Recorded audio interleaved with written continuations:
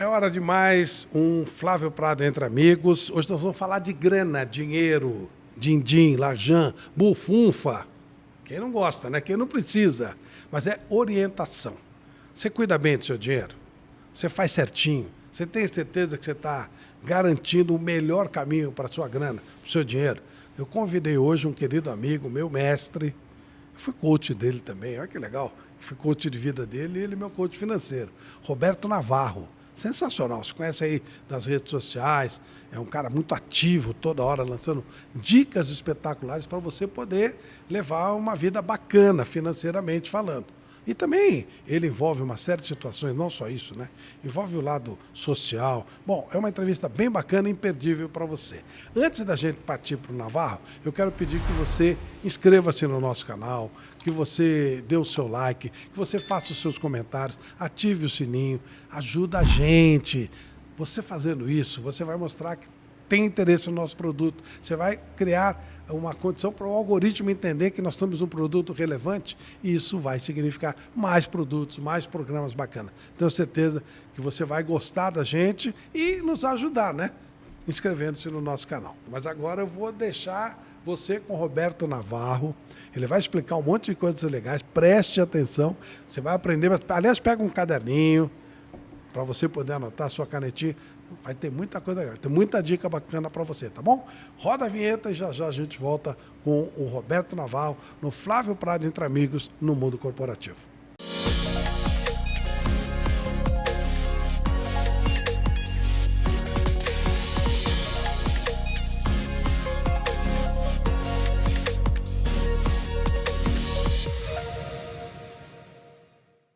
Com muita alegria, no Flávio Prado Entre Amigos de hoje, no Mundo Corporativo, eu trago aqui o meu professor. Homem que me ajuda muito na parte de finanças, para poder entender aquilo que eu sempre falo isso, né? A gente não tem na escola e precisaria ter, mas esse é outro tema que ele vai falar conosco. Roberto Navarro, que honra te receber aqui. Eu reputo há muitos anos o maior coach financeiro do Brasil e convivo com o Roberto e sei como é que funciona. Roberto, é muito prazeroso te receber aqui, viu? Gratidão, Flávio. É uma honra, né? Estar aqui contigo. Você que faz parte da minha vida, né? O Flávio, Milton Neves, alguns do esporte, porque eu me lembro assim, vagamente do esporte. Primeira vez que eu fui num estádio, que eu lembro, foi em 1975, final São Paulo e Portuguesa. Mas eu sei porque meu pai contava história e tal. Mas que eu realmente conheço bem do futebol em 80. E aí já ouvindo seus comentários. Então estou falando aí de 44 anos da minha vida que faz parte, né, no dia a dia. E não é aquele que às vezes a gente olha e fala assim, ouvi uma época e parei de seguir, não escuto mais, não. É até hoje, né? Então faz parte, né? Minha vida ali, Flávio Prado, é parte dela. Então, uma honra estar aqui. É muito emocionante. Vim no carro pensando, falei, caraca, que coisa maravilhosa. Uma honra. Obrigado pelo carinho, pelo convite. Roberto, quando eu te conheci, eu confesso que tinha assim, poxa, como é que funciona o coach financeiro? A gente começou a conversar e tal. Até pelo sistema educacional, não colocar essa situação de o que eu faço com o meu dinheiro, como eu invisto o meu dinheiro. E até tive a curiosidade de perguntar para minha neta, falei, bom, faz muito tempo que eu estudei essa base toda, pode ter mudado. Se ela tinha algum tipo de informação hoje disso, e não tem. Não. Continuamos com esse equívoco. E aí eu demorei um pouquinho para entender como é que funcionava esse seu trabalho. Esse seu trabalho é quase um trabalho de ajuda a pessoas. Porque eu entendo, por exemplo, mesmo no próprio futebol, mas na vida de qualquer um, se ele não tiver uma orientação financeira em algum momento, ele acaba quebrando a cara. Sim. Realmente uma missão. Né? Eu não nasci pensando em fazer isso, não me planejei para isso. Isso foi algo que Deus foi colocando e foi me preparando no decorrer da minha vida, desde o meu primeiro trabalho com 13 anos. E eu fui aprendendo e eu sempre gostei muito de tudo em torno do dinheiro. Tudo. O dinheiro, ele é um ecossistema. Então, a forma da gente utilizar, de consumir, de gastar, de investir, de fazer dinheiro, tudo isso são processos, são hábitos das pessoas que estão ligados às crenças, às vezes não nossas, mas dos nossos pais, dos nossos avós, ou do meio que a gente vive. E eu convivi muito com isso, entre altos e baixos da vida também. E chegou um momento que eu comecei a estudar bastante. Eu comecei a estudar PNL em 1993, depois inteligência emocional, coaching mais ligado à área esportiva, coaching por causa do futebol mesmo e do tênis. E aí chegou um dia que eu criei um método que eu dei o nome de coaching financeiro. O coaching financeiro, ele começou de um jeito, com uma ideia, e se transformou numa coisa muito diferente do que eu mesmo projetei no começo.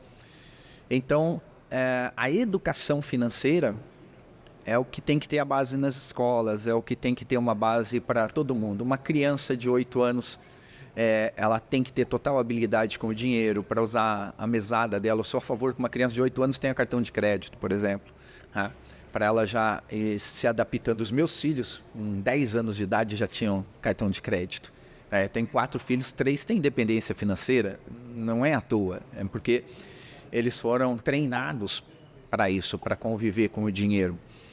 E as escolas, algumas fazem, mas aí são escolas particulares que contratam o pessoal da educação financeira para ir lá e criar uma metodologia e ensinar. Pelo menos o básico, né? Saber você controlar suas finanças, entender um pouco da economia, dos investimentos, como funciona, dos impostos, de você poupar para o futuro, você ter seu plano de aposentadoria, você ter seu plano de saúde, que é muito importante, ter um seguro de vida, ter a parte que eu chamo da seguridade. Isso deveria vir do berço, deveria vir da escola, deveria vir das igrejas, de associações, e não vem, né? E não vem. Então, as pessoas acabam ficando muito refém de um sistema, né? Para tomar seu dinheiro, né? É uma luta. Eu quero o teu, você quer o meu, todo mundo quer o do outro. E aí você vê que os bancos, por exemplo, têm mais de 120 bilhões de reais de lucro, os principais bancos no Brasil, no último ano. Por que é tanto dinheiro assim? Nem a Ambev tem isso, as companhias aéreas não têm isso, os supermercados não têm isso, ninguém tem isso. Os bancos têm, tá? Pela falta de educação financeira do povo. Então o dinheiro sai da mão de milhares e vai para a mão de um. Isso trava até mesmo a economia. É ruim. Quando a pessoa desenvolve a educação financeira, a inteligência financeira, ela já não cai em qualquer pegadinha, em qualquer produto. Ela escolhe melhor as decisões financeiras que ela tem. Então, o coaching financeiro a gente fez com uma área de coaching que é comportamental. Processo de coaching mesmo, de trabalhar mentalidade, crença, riqueza. E um processo de educação financeira. Porque é incrível, tem muita gente que não quer ser rico. Ele quer ter o bem-estar dele. Mas ele fala, não estou disposto a trabalhar mais horas por dia, não estou disposto a empreender, não estou disposto a isso, está tudo certo. Aí é um processo de educação financeira com inteligência financeira. Aquele que quer enriquecer, que quer ir além, que quer se projetar, que quer ter um sucesso, vamos dizer assim, sucesso diferente de fama, né? Ele já vai para um modelo de coaching mesmo. Eu preciso trabalhar a crença, eu preciso descobrir por que sou uma pessoa talentosa, eu tenho faculdade, mas por que eu não consigo prosperar? E isso acontece com muita gente. É uma travinha que tem ali e a gente consegue soltar e a pessoa flui. E isso é lindo, né? Ver isso, viver isso é um presente que Deus colocou na minha vida que eu nunca imaginei que eu fosse ter, né? Hoje, com coach financeiro, tem assim no mercado 16 anos, milhares de pessoas transformadas, vividas, aprendendo, que conseguiram prosperar e ajudar outras pessoas também, porque tem aquelas pessoas que se formam para trabalhar na área, né? Isso é maravilhoso, isso é lindo. Ô, Roberto, e o mais curioso dessa história toda é que você, como não, se hoje não existe esse ensino nas escolas, imagino quando você começou esse processo. Já na internet. Pois é, você teve que aprender isso apanhando, né? E apanhando literalmente. Mas foi uma coisa assim gostosa, porque eu falo que quando Deus está na parada, as coisas elas são divertidas, tá? E eu comecei a ter a noção do dinheiro jogando um jogo, foi o Banco Imobiliário. E ali com aquele jogo, criança, 8 anos, você sem noção nenhuma, mas eu falei, nossa, é fácil ficar rico. Aqueles dinheiro de brinquedo, tudo brinquedo. Então, jogando aquilo, eu comecei a entender a estratégia de fazer o dinheiro trabalhar para mim, de multiplicação, dentro daquele jogo. E aí eu desenvolvi a minha primeira ansiedade, que eu tinha 8 anos, e eu queria trabalhar para poder fazer dinheiro. E eu só consegui trabalhar com 13. Levei 5 anos para começar a trabalhar. Tá? E aí eu não parei mais. Só que eu morava em Caraguatatuba. Né? Caraguá hoje é pequenininho, mas você imagina 1980. Tinha 20 mil habitantes, não tinha rua calçada, não tinha uma livraria, não tinha nada. Pegava Record, ainda bem, porque eu já assistia com o Silvio Luiz, o pessoal. Bandeirantes, tá? A Globo e a TV Cultura. Eram 4 canais de TV que tinha ali. E onde eu recebia a informação? Com os comerciantes, o dono do açougue, o dono de um restaurante, o dono da banca de jornal. Esses foram os meus mestres. Então a gente fala, quem é o seu mentor lá? Eu falo, são esses comerciantes. Foram com eles que eu aprendi. Tá? Que me deram conselhos de criança ali. E sempre no pátio do posto de gasolina. Aprendendo e curioso. A curiosidade, ela é incrível. A única coisa que eu estudava mesmo era o futebol. Comprando Gazeta Esportiva todos os dias. O futebol eu estudava profundamente ali, lia, eu sabia a escalação de todos os times da Série A do Brasil inteiro. Eu decorava aquilo, era uma paixão. E já as finanças não, ela foi entrando na minha vida. Você fazia o que no posto? Lavava vidro. O posto era do meu pai. Eu não estava no posto por necessidade, estava porque eu queria ter meu dinheiro. Meu pai falou, vai lá e faz se você quiser, vende alguma coisa. Então eu lavava vidro, depois calibrei pneu no posto e depois eu comecei a vender disco de rock. Então eu vinha para São Paulo de ônibus, ia na galeria do rock, comprava lá um monte de disco, tal, que em Caraguá não tinha, e vendia para os amigos, vendia na escola, vendia em todo lugar, fazendo dinheiro para ter meu sonho, que era ter um posto de gasolina. Então eu visualizei que a área de São Sebastião ali ia crescer bastante e eu pegava a bicicleta, andava a estrada entre Caraguá e São Sebastião ali. Aí eu consegui comprar um terreno. Na época eu paguei $2.000, não valia nada aquele terreno. Tá? E eu montei, ainda é o maior posto da região até hoje, o nosso primeiro, né, que foi que eu tive. E entre construir a primeira vez, quando eu abri o posto foi engraçado, porque não é esse posto bonito de hoje, né? Era na terra, maior parte do posto. A iluminação era lampadinha pendurada, não tinha banheiro, a gente usava da padaria do outro lado. E eu ficava numa caminhonetinha Fiorino que meu pai emprestou, ali sentado dentro do carro, esperando chegar o cliente para abastecer. E com o dinheiro eu fui reconstruindo o posto.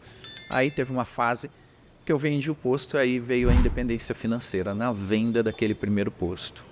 O que se chama de independência financeira, Roberto? A independência financeira, ela não é riqueza, não é ser rico. A independência financeira é, não preciso mais trabalhar para pagar a conta. É isso. Ela é uma zona de conforto. Isso, portanto, muda de pessoa para pessoa. Exato. A minha independência financeira pode ser com um valor menor que o seu ou maior. Exato. Tem pessoa com salário mínimo que tem independência financeira.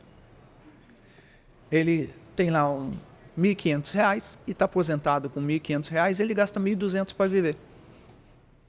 Ele tem independência financeira, mas ele não tem um bom estilo de vida. Ele não tem uma boa qualidade de vida, mas tem independência financeira. Então, a independência financeira, cientificamente falando, é quando eu não preciso trabalhar para pagar a conta. Aí, ela varia de pessoa para pessoa, de região, de estilo de vida. Cada um vai estipular. Então, tem pessoas que R$10.000 por mês, se ele tiver vindo de aluguéis, de dividendos, de investimentos, de direitos autorais, é um baita dinheiro, ele sobrevive com 6, ainda sobra 4.000 para ele. Tá? E tem pessoas com R$10.000 que ele não consegue jantar, que a garrafa de vinho dele é muito mais cara que isso. Então ela sempre vai variar de pessoa para pessoa. Ali naquele momento eu conquistei, porque o dinheiro que entrou investido me dava isso. E eu ainda não tinha meus filhos. Aí o que acontece? Depois que veio o filho, o primeiro que foi a Raíssa, 2 anos depois, muda tudo, né?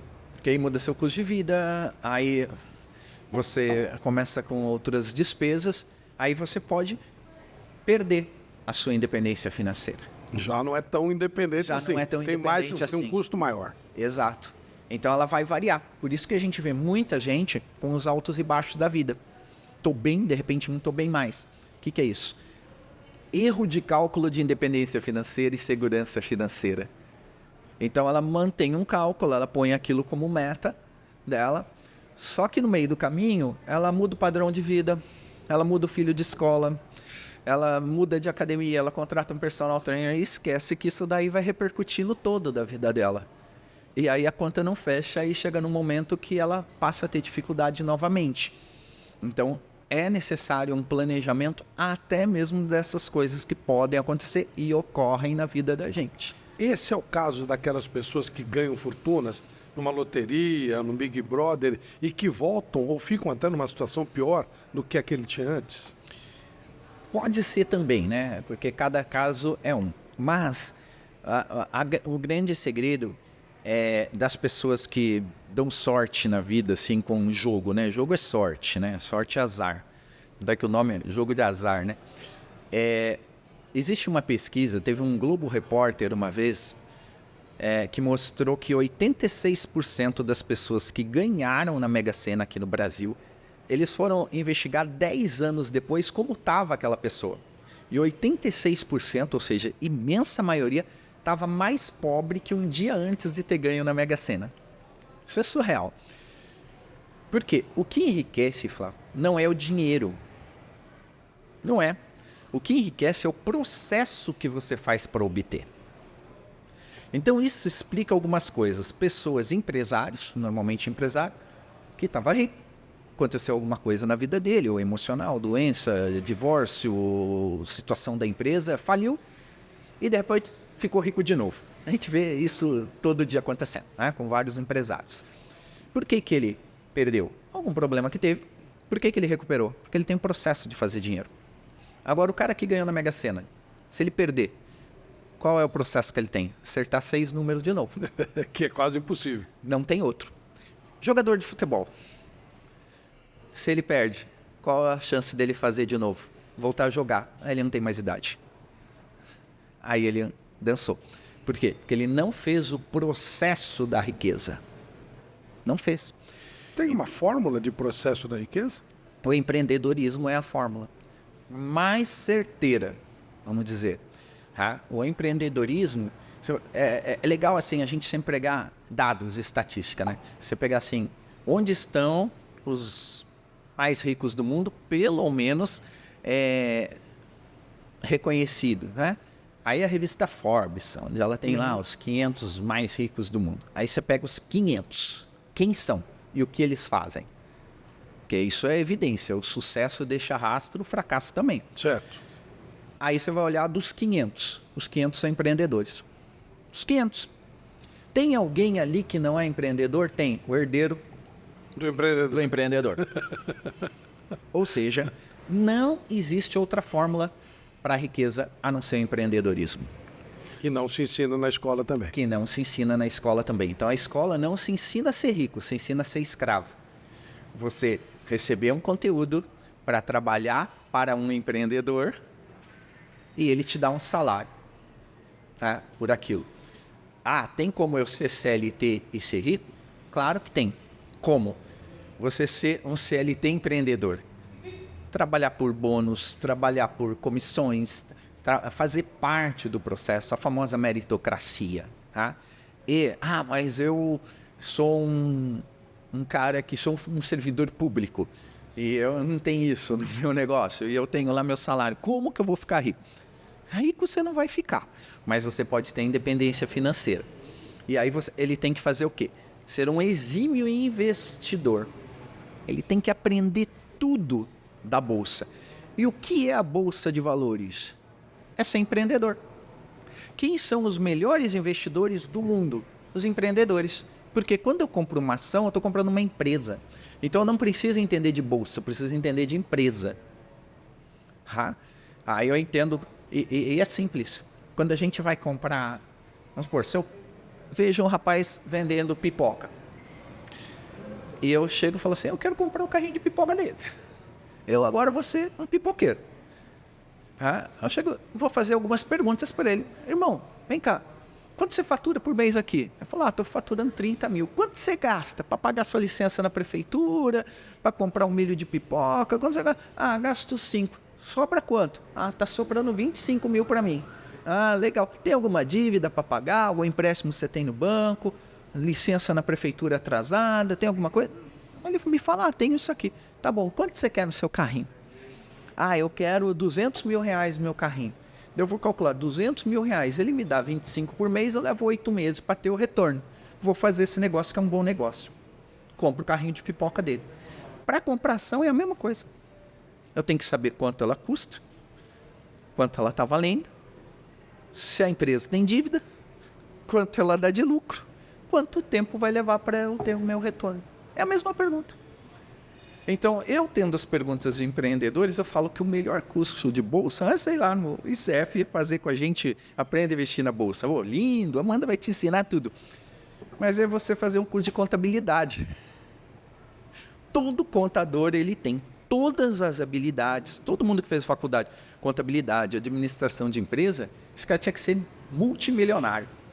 Porque ele tem o método, ele tem a parte racional do processo para enriquecer. Mas daí ele esbarra no quê? Nas emoções e nas crenças. E aí ele trava. Não justifica um matemático, um contabilista, um administrador de empresa e um economista não ser rico e não ter independência financeira. Só pela bolsa. Pela lógica da bolsa. Pela lógica do mercado financeiro, de empreendedorismo, ele foi treinado para isso, ele estudou 4 anos para isso na faculdade. E aí ele não conseguiu desenvolver isso. Isso é um problema emocional. Eu tive a honra de fazer um trabalho de coach com você e eu sei exatamente o que é uma crença limitante, mas eu gostaria que você explicasse. Você falou algumas vezes de crença. O que pode ser uma crença que impede que um contador que tem todo o método, tem todo o caminho, fique rico? Que crença pode impedir isso? Eu gosto muito de honrar sempre os meus mestres, né? E o professor Luiz Machado foi um mestre que me ensinou a hemotologia.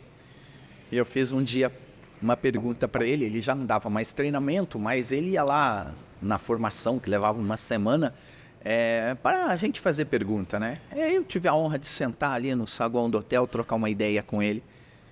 E eu perguntei assim, como que eu faço para mudar de crença? Ele falou assim, acredita. Eu falei, hã? Eu falei, quando você quer ter uma crença nova, acredita nela. É só acreditar. Crença é crer. Eu falei, uau, que simplicidade para falar as coisas, né? E é justo isso. Às vezes a pessoa não acredita que ela pode enriquecer. Acabou, nunca vai ser rico. Roberto, eu vejo muito nas minhas sessões de coaching a pessoa que ouviu dos pais que rico é ladrão. Isso. E na hora que ele vai dar um passo rumo... Tem um caso que o Sullivan, que é o nosso querido amigo, né? Sullivan França, meu mestre, inclusive, ele conta de uma moça que ela falava inglês fluentemente, mas na hora que ela ia fazer o curso, fazer o teste de inglês, que a transformaria numa importante, até uma diretora na empresa dela, ela travava. E aí ela fazia o teste para os outros passavam. E aí um dia ele ouviu que a mãe dela dizia, rico é ladrão. Rico... E ela não conseguia falar, ela não quer ser ladrão por causa disso. Ela não quer ser ladra. Exatamente. E aí como a mentalidade dela, o subconsciente dela está programado que rico é ladrão, acabou. Nunca vai ser. Ela trava, né? Ela trava. E é interessante que isso é no inconsciente. Toda a autossabotagem... A Raíssa, né, minha filha, que é uma expert nessa área, ela fala uma coisa muito interessante. Ela fala assim que todo problema de adulto é um problema de criança. Ele veio lá. Isso é uma programação que a gente recebeu. Quer ver uma coisa? Papai e mamãe em casa, brigando, porque faltou dinheiro para aluguel, brigando por dinheiro, alguma questão financeira. E a criança tem lá 5, 6, 7 aninhos. Qual o medo da criança? Pai e mãe separar. E aí eles quebram o pau, às vezes derruba até as coisas, faz um barulho. O que a criança faz? Comum. Corre pro quarto e esconde debaixo da cama. Isso. Fica lá. O que os pais acabaram de fazer? De destruir a vida dessa criança. Por quê? Porque criou nela o medo do dinheiro. Para ela, o ruim não é papai e nem mamãe, é o dinheiro. O dinheiro Tá fazendo com que eles briguem. está fazendo com que eles briguem. Acabou. Todo o dinheiro que entrar para ela, ela vai gastar. Porque ele traz briga, traz desunião. É melhor não ter. E ela começa a realmente jogar dinheiro fora de uma forma absurda. O medo do dinheiro é a razão número 1 para as pessoas não se desenvolverem. A pessoa não quer ter dinheiro. Inconscientemente, inconsciente. ela não sabe que ela tem isso, mas ela não quer ter o dinheiro. E tem cura. Tem, claro. Porque é tudo ressignificação, né? A gente vai mudando o modo de pensar sobre o dinheiro. E o medo é o seguinte, como que a pessoa detecta aqui, né, que tem medo? Você imagina uma pessoa tem um salário lá de 10 mil reais. E aí, ele paga as contas e tal. Ele olha o saldo dele, tem 1.000. Aí ela fica assim, pô, será que eu esqueci de pagar alguma conta? A luz, a escola das crianças, o supermercado? Passa uns dias, sumiu, não tem mais nada. E ele não sabe para onde foi o dinheiro. Aí ele fica, onde eu gastei? Caraca, onde foi essa grana? O que é isso? Não é medo, é pânico do dinheiro.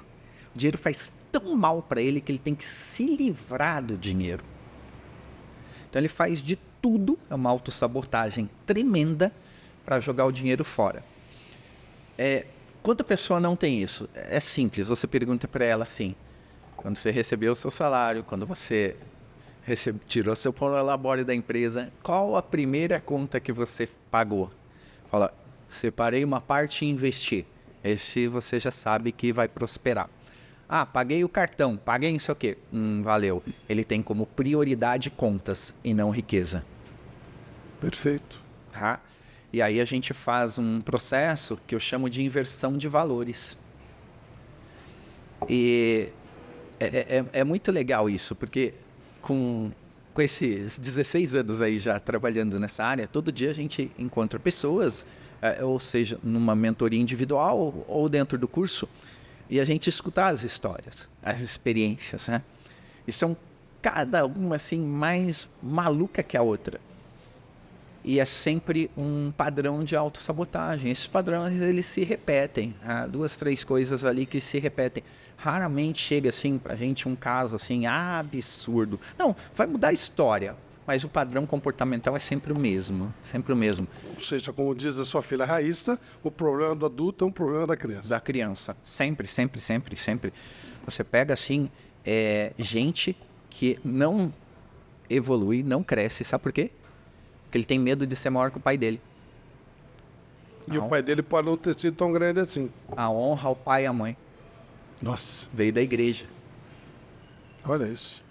E aí ele, não, eu vou ser maior que meu pai.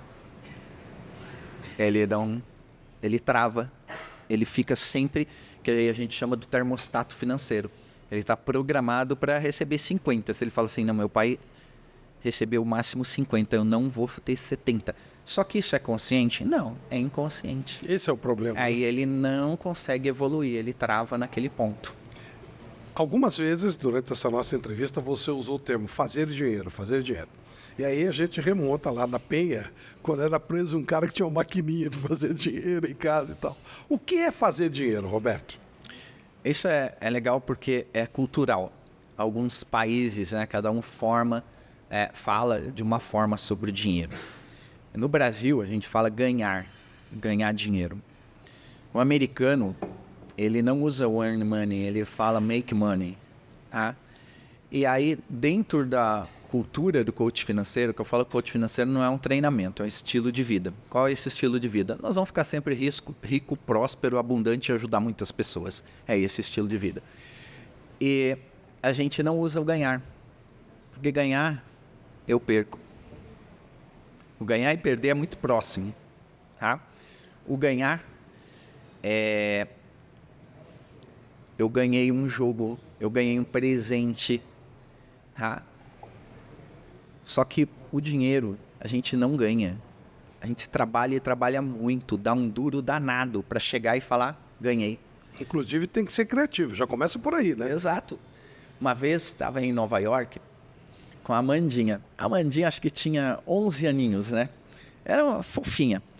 E aí eu fui com a Amanda, na Apple, eu fui comprar acho que um iPad para ela. Foi o primeiro iPad dela. E voltando a pé, né? A gente estava indo daí para o teatro ali na Broadway. E a Amandinha fala assim para mim, pai, quanto você ganha por mês? Eu falei, eu não ganho nada. E continuei sério. Andando, né? Não, pai, fala a verdade. Eu tô falando a verdade. Pai, quanto você ganha por mês? Eu falei, não ganho nada. Ah, você não quer falar? Não fala. Falou assim para mim. Ô, filha, o papai trabalha? Falei, ih, trabalha muito. Nunca vi ninguém trabalhar mais que meu pai. Falei, então tá. E você acha justo falar que eu tô ganhando? Sabe quem ganha, filha? Você. Você acabou de ganhar um iPad. Mas eu tive que lutar muito para ter esse iPad. Então a gente não fala ganhar, a gente fala produzir. Então quanto eu vou produzir por hora, quanto eu vou produzir por cliente, quanto eu vou produzir por produto. E aí eu tenho uma base de cálculo e eu sei que se eu não produzir eu não ganho nada. Perfeito. E a gente foi construindo isso, né? A mentalidade dela e de todos os filhos, né? E eles cresceram muito com essa questão também. Se você pudesse colocar uma situação para aqueles que são os responsáveis pela educação das crianças, né? Os nossos, aí não estão falando nem de política, as pessoas Sim, que claro. têm o poder de criar as grades das crianças, as grades de ensino das crianças. O que você entende que seria imprescindível para que as crianças de hoje não tivessem dificuldades lá na frente? A primeira coisa que eu falo é mudar o modelo de educação. Como a escola não vai mudar, porque a escola não educa, ela joga informação e você se vira com aquilo, você não aprende na escola a ser inteligente. É um erro, né? A escola tem um curso de inglês, tem as aulas de inglês. Pô, bacana, mas quem aprendeu inglês na escola? Aprende Isadora, mas você não sabe falar inglês. Então é meio que inútil aquilo ali até. Né? Uma pequena noção. Aí você quer aprender inglês, você tem que entrar no curso de inglês. Perfeito. Tá? E em quase tudo assim dentro da escola. Então eu acredito que os pais, os responsáveis pelos filhos, né? Eles têm que assumir essa responsabilidade. E vou colocar meu filho no melhor curso de inglês, ou numa escola que seja bilíngue. Porque falar inglês hoje é obrigação. Tá? Então, vou colocar no melhor curso de inglês, meu filho. Educação financeira, eu vou colocar na escola de finanças. Investidora, eu vou colocar na escola de investimento. Empreendedora, vou colocar num grupo de empreendedorismo. Então, isso até para quem não tem uma condição financeira, ele acha cursos num bom nível. Você acha curso de finanças de R$200 para pagar em 10 parcelas de 20. Não existe desculpa para a pessoa não fazer. A não ser pessoa com um nível de pobreza grande, mas ela não tem nem noção disso. Mas a classe média, tá? Ela alcança, ela consegue. E a gente tem que investir no conhecimento. A gente tem que... na Bíblia, fala em Provérbios 4:7, adquira o conhecimento e não solte dele jamais. Venda tudo que você possui para adquirir conhecimento. Então, qualquer pessoa que quebra, falha, fica sem nada, se ela tem conhecimentos, se ela fez um processo, ela vai lá e constrói tudo de novo. Então, o conhecimento é a base de tudo. Ele vale mais do que o ouro, que a prata. Então, a gente tem que fazer de tudo, para dar o melhor para os nossos filhos. Com conhecimento. Quando eu conheci a PNL, foi, assim, uma salvação para a minha vida. Eu sou um Roberto antes, outro depois da PNL, porque eu me achava burro até então. E aí, eu coloquei uma coisa na minha cabeça. A Raíssa estava nascendo. Ela nasceu 2 de julho de 93. E eu falei assim, o dia que ela completar 18 anos, não vou dar carro, não é nada disso. Eu vou dar um treinamento de PNL. E foi isso que eu fiz com todos eles. Por quê? Porque o que tem de gente que trocou de faculdade, que fez várias faculdades, não trabalha com aquilo, não se encontrou. Tem gente de 40 anos, não se encontrou, não encontrou seu propósito, não sabe o que é da vida. Falei, isso com os meus filhos não vai acontecer, não. Eles vão encontrar uma metodologia que vai ajudar com que eles criem seus próprios valores, suas crenças, corrija aquelas crenças que eu passei, que a mãe passou, que o avô passou, tá? E que eles consigam fazer o melhor para eles, um mundo para eles. E foi assim que eu fiz. Não esperava nunca que alguém fosse ser profissional. A Raíssa se tornou profissional da área. E isso é lindo mesmo. Mas foi muito investimento em educação, em cultura, em viagens, que a viagem abre a cabeça. A viagem, eu estive na França agora, e eu olhei e falei assim, caraca, eu não vi um francês com barriga. Tinha ninguém. Quando você via alguém com barriguinha lá, era brasileiro, meu Deus. Eu já encolhi a minha aqui. Eu falei, o que tem na França que não tem barriga? Isso me deixou curioso. Porque todo mundo se olha, todo mundo é Zidane lá, todo mundo elegante. Eu falei, meu Deus. Né? Então eu comecei a pesquisar, comecei a perguntar. E aí eles comem pouco, né? As refeições deles são poucas. Não existe sal, não existe. Sal. Não temperam com sal. O açúcar é de beterraba. Comem muito pouco doce. Tá? Então tá o segredo na alimentação. Aí eu tô num restaurante, eu gosto de fazer ali um molhinho com azeite, pimenta, sal, misturo e passo no pãozinho e como. E eu fiz isso. O garçom chegou para mim e me deu mordura. Você vai sofrer com pressão alta, vai ter pedra no rim. Ele acabou com a minha vida ali, o garçom. Porque é como se eu estivesse cometendo um crime, não é o hábito deles lá. Falei, olha só que interessante. Então o que é isso? É cultural. Aí um vê o outro. Cria-se esse padrão, cresceram dentro desse padrão, então eles não sentem falta. Vou ter que cortar o açúcar, vou ter que cortar o sal. É normal. Aí eles têm uma dieta equilibrada e têm um corpo, vamos dizer assim, mais elegante que o nosso. Show.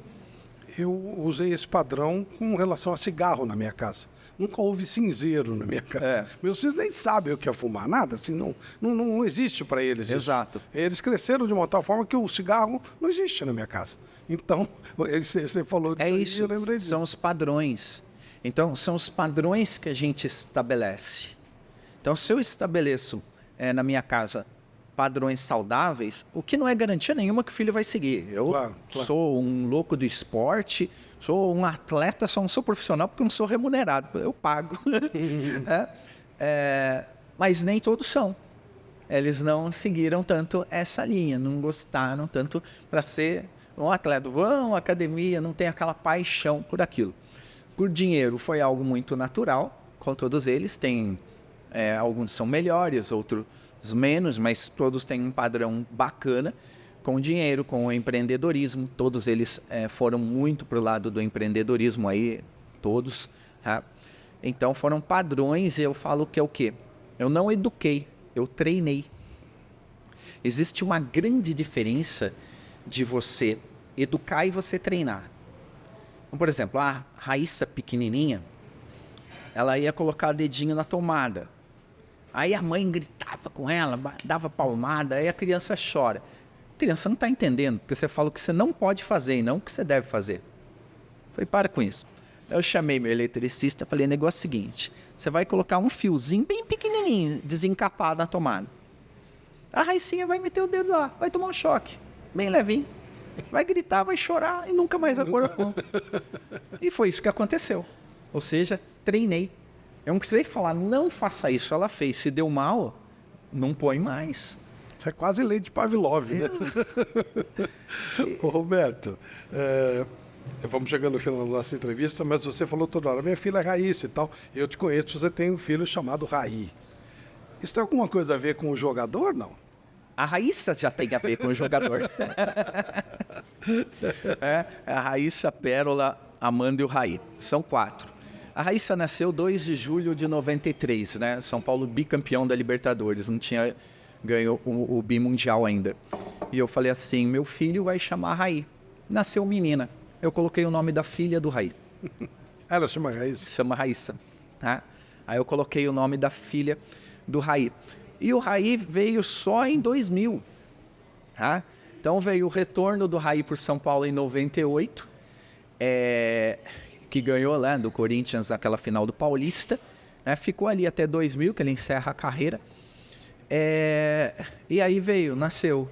E aí eu coloquei o nome, né? Honrei ali, que foi muito grande. Eu tenho uma paixão por futebol imensa, né?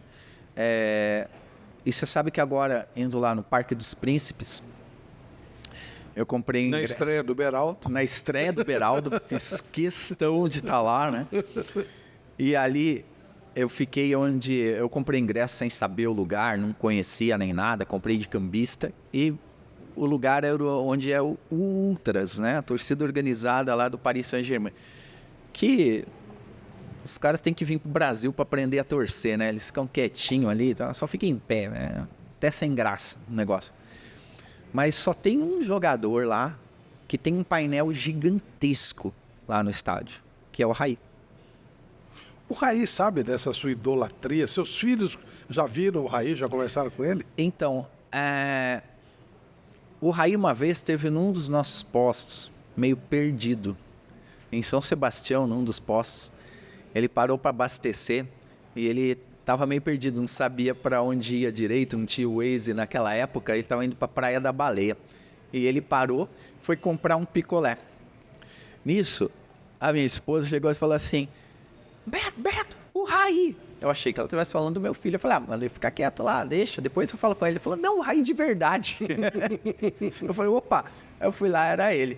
Ele estava perdido, pegando informação, abasteceu o carro, tomou um sorvete. Aí eu mostrei para ele, eu falei, olha aqui o RG do meu filho, né, com honra, mas eu nunca tive, assim, um relacionamento com ele, de perto, próximo, não, nunca tive, né, foi...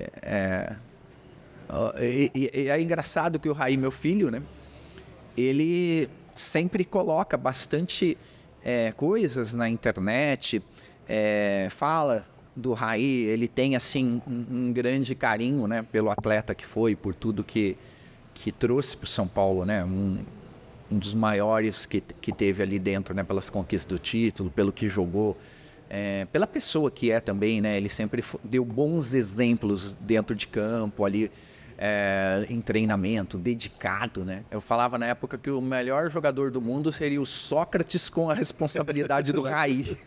É verdade. Mas não, nunca tive assim para falar, olha, foi o meu filho. E foi uma fase que eu levou, né, do primeiro filho até o Raí nascer, 7 anos. Roberto, para a gente começar a finalizar, você é um homem absolutamente avançado. Você gosta das coisas lá na frente, até pelo seu trabalho. Você não pode ficar parado, você tem que estar sempre olhando lá na frente. A inteligência artificial está aí. Se um robozinho da inteligência artificial chegasse aqui agora e falasse para você, Roberto, você pode viver novamente 10 minutos do passado ou avançar e viver 1 minuto do futuro. E depois você volta. Você iria optar por viver 10 minutos de coisas que você já viveu ou você trocaria por 1 minuto lá no futuro? Olha, se eu puder levar o conhecimento que eu tenho hoje, eu voltaria. Tá? Eu voltaria para... Só 10 minutos. Mudava alguma coisinha ali, escolher bem uma área, algum erro que eu cometi, que foram muitos, para corrigir aquilo e andar com o conhecimento que eu tenho hoje, com os arrependimentos, as ressignificações que teve, eu voltaria. Porque o futuro, não, o futuro eu não iria não, porque o futuro eu construo ele, tá? e ele é uma surpresa diária, tá? Então, não dá. O futuro, eu prefiro viver essa surpresa, essa expectativa, o que eu vou encontrar ali, tá? Eu voltaria para corrigir alguma coisa que não foi bem feita, que não foi legal, que ou eu machuquei alguém ou eu fui machucado. Eu voltaria, com certeza. E a última, se Deus descesse aqui e dissesse, Roberto, você tem direito a uma pergunta. Não tem réplica. Você vai fazer uma pergunta e acabou. Que pergunta você faria para ele? A minha relação com Deus é uma relação muito forte, muito intensa. Né? Mas eu ia só fazer um pedido de verdade. É que se ele não for, eu não vou. Então, onde quer que eu vá, ele tem que estar junto. Porque quem fez foi Moisés. Quando Moisés estava libertando o povo, teve um determinado momento que Deus falou, agora você vai sozinho. Moisés falou, então não vou mais. Eu só vou com a tua presença.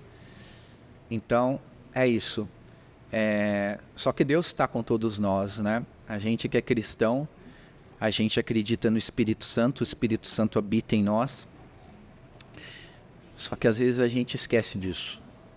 E aí a gente quer fazer as coisas com o nosso próprio entendimento, que é esses 10 minutos que eu voltaria para corrigir alguma coisa. E aí a gente se dá mal.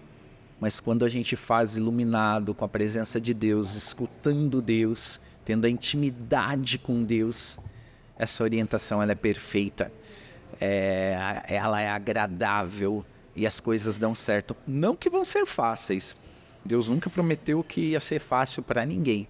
Sempre falou que ia ter muita luta, mas elas funcionam. Tá? Então, com ele seria isso. Sempre que eu posso fazer para estar mais próximo, para às vezes a gente, pelos desejos do dia a dia, pelas paixões que a gente tem do mundo, acaba se afastando um pouquinho, né? Então, por mais que eu sou um cara bem dedicado com isso, eu acho que preciso um pouquinho mais. Roberto Navarro, muito obrigado pelos seus ensinamentos. Você deu dicas preciosas aí.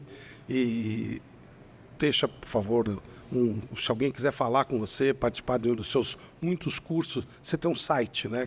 É tudo Roberto Navarro Oficial ou Coach Financeiro, tá? Então, hoje, a gente tem muito conteúdo. Devemos ser aí um dos maiores produtores de conteúdo do mundo, em termos de finança, com certeza, gratuito. Tem gratuito. Eu te perguntar se era preço para todo mundo, tem gratuito também. A gente tem mais de 5.000 vídeos no YouTube, a gente tem diversos cursos gratuitos dentro do YouTube, a gente tem no Instagram todo dia sai vídeo com conteúdo, sempre é um conteúdo de ensino. Sempre ensinando as pessoas, educando as pessoas. Os cursos é para quem quer se aprimorar, quer ir além daquilo.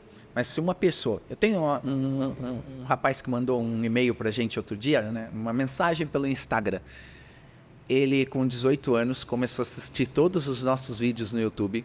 Ele colocou na cabeça que ele ia embora do Brasil, ele foi embora para Nova York. E a hora que ele juntou lá $1 milhão, ele escreveu a mensagem de agradecimento. Eu falei, poxa, não pagou nenhum curso que tá com $1 milhão.